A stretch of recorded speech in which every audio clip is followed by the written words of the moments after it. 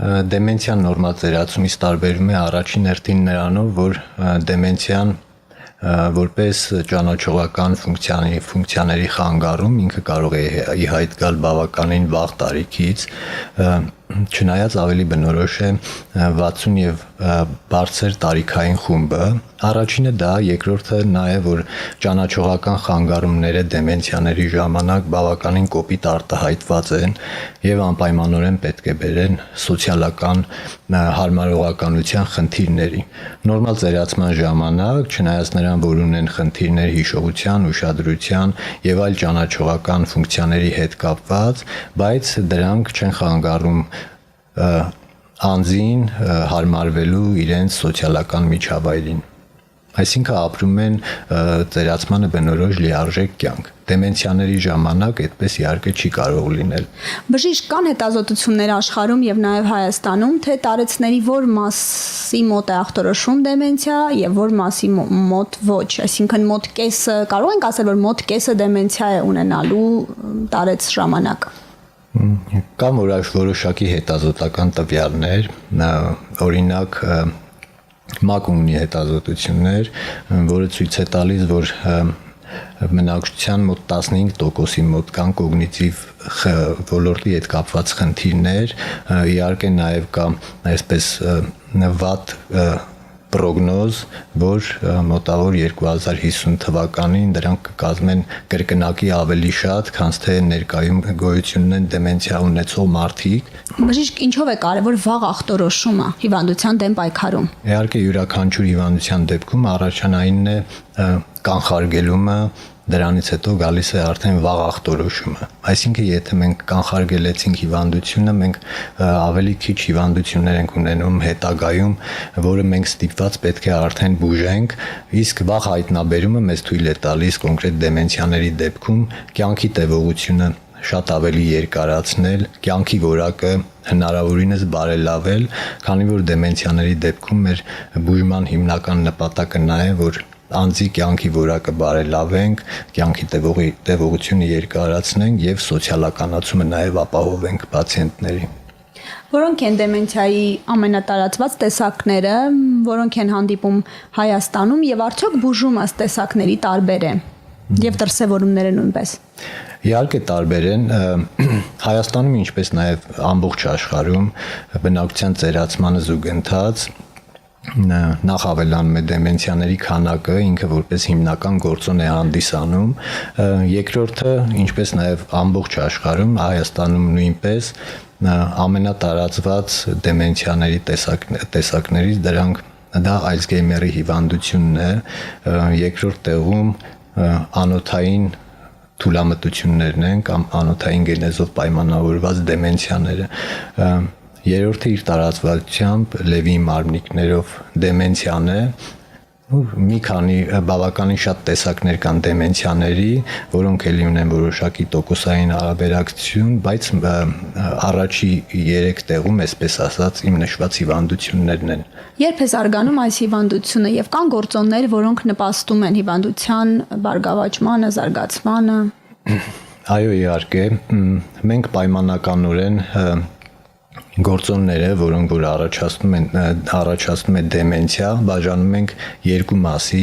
գործոններ, որոնք հնարավոր է կոռեկցել, այսինքն այդ գործոններից հեռու մնալ, եւ գործոններ, որոնց հնարավոր չէ կոռեկցել։ Դրանք չկոռեկցվող գործոններն են, օրինակ տարիքը, բարձր տարիքը, մենք գիտենք, որ Ալցգեյմերի հիվանդությունը համարում է ժողովրդական լեզվով ասած ծերունական թուլամտություն, այսինքն ինքը առաջանում է սովորաբար 60 եւ ավել տարիքում, դրա համար տարիքային գործոնը ոչ կոռեկցվող գործոն է ու արկա է, մյուս գործոնը դա իքական սեռն է, մենք դա էլի կապված է Ալցգեյմերի հիվանդության հետ, քանի որ Ալցգեյմերի հիվանդություն ունենում են ավելի շատ կանայք, քան թե տղամարդիկ։ Իհարկե նաև ընտանեկան գործոնը կամ ժառանգական նախատրամադրվածությունը դեմենցիաների համար էլի ինքը համարում է չկոռեկցվող գործոններ, բայց եթե մենք սկսենք կանխարգելելը այլ մարմնական հիվանդություններ, այսինքն կորեկցենք այն կորեկցվող գործոնները, այդ Ինչ դեպքում շտկենք այդ դեպքում։ հա շտկենք, մենք կունենանք դեմենցիայի քանակի նվազում, օրինակ շտկվող գործոններից մեկը դա բարձր զարկերակային ճնշումն է, որի հետևանքով որ առաջանում է անոթային թուլամտությունները, ինքը իր հերթին զբաղեցնում է իր տարածվածությամբ երկրորդ տեղը, այսինքն եթե մենք կանխարգել ենք զարկերակային հիպերտենզիան, ապա պարզ է, որ մենք հետագայում չենք ունենա անոթային թուլամտություն։ Այլ գործոններից, որոնք որ շտկվող են, օրինակ էնդոկրին համակարգի հիվանդություններն են, մասնավորապես վահանաձև գեղձի հիվանդությունները, որոնց հետևանքով նույնպես առաջանում է թուլամտություն, օրինակ գանգուեղային վնասվածքներն են, գանգուեղային վնասվածքները ճիշտ է իրանք համարվում են էլի շտկվող գործոններ, այսինքն եթե եղավ գանգուեղային վնասվածք, ինքը համարվում է ռիսկ, որ հետագայում կառաջանա թուլամտություն, բայց այստեղ շատ կարևոր է գանգուեղային վնասվածքների ժամանակին եւ ճիշտ բուժումը։ Հենց Շաքարային դիաբետը։ Շաքարային դիաբետը նույնպես համարվում է այն գործոնը, որի հետևանքով էնդոկրին գործոններից մեկն է, որի հետևանքով նույնպես կարող է առաջանալ դեմենցիա, բայց ինքը էլի շտկվող գործոնների թվին է պատկանում։ Դուք առողջապահության նախարարի խորհրդատուն եք եւ զբաղվում եք նաեւ ձեռաբուժության հարցերով, ինչ ուղի է որդեգրել մեր երկիրը, որ մեր տարիքի անձանց համար մեր ծերությունը ավելի ապահով լինի այս առումով։ Շնորհակալություն, ինչպես գիտեք, այս տարի կառավարության կողմից հայտարարվել է, որ առաջնահերթ ուղղություն է հանդիսանում հոգեկան առողջությունը, իսկ դեմենցիաները հոգեկան առողջության անկախտելի մասն են, ասեմ ավելին, որ դեմենցիաները ներկայում բոլորս գիտենք, որ մարտահրավեր են ամբողջ աշխարհում, դրանից ելնելով առողջապահության նախարարությունը մշակել է հոգեկան առողջության զարգացման եւ բարելավման ռազմավարությունը, որտեղ հատուկ տեղ ունի նաեւ դեմենցիան, հատուկ կետով անցնում է դեմենցիան, թե մինչև 2026-ը ինչ քայլեր պետք է արվեն այդ ուղղությամբ, այսինքն մասնագետների վերապատրաստում, մասնագիտացած խնամքի կենտրոններ, պալիատիվ բուժօգնության բարելավում, այսպես ասած, այլ խնդիրներ, կուզենայի նշեի նաև, որ ներկայում առողջապահության նախարարությունը մշակում է մասնագիտությունների եւ մասնագիտացումների ցանկը,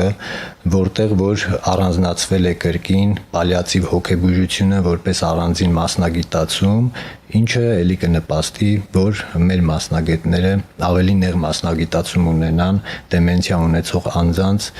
լիարժեք բուժօգնություն տրամադրելու համար։ Նշեմ նաև, որ Հայաստանի Հանրապետությունում տարբեր հասարակական կազմակերպությունների կողմից, ոչ առևտրային կազմակերպությունների կողմից դեմենցիաների ուղղությամբ իրականացում են որոշակի գործողություններ, դա կլինի թե տնային խնամքի կազմակերպման ձևով, կլինի ինչ-որ ուղեցույցերի մշակման ձևով, այսինքն ուզում եմ ասեմ, որ նշված ուղղությունը մեր Հայաստանի Հանրապետությունում ներկապային համարում է որպես առաջնահերթ ուղղություն եւ ունենք ներկապահին բավականին իրավական հիմքեր հետագայում ավելի զարգացնելու դեմենցիաների ուղղությունը։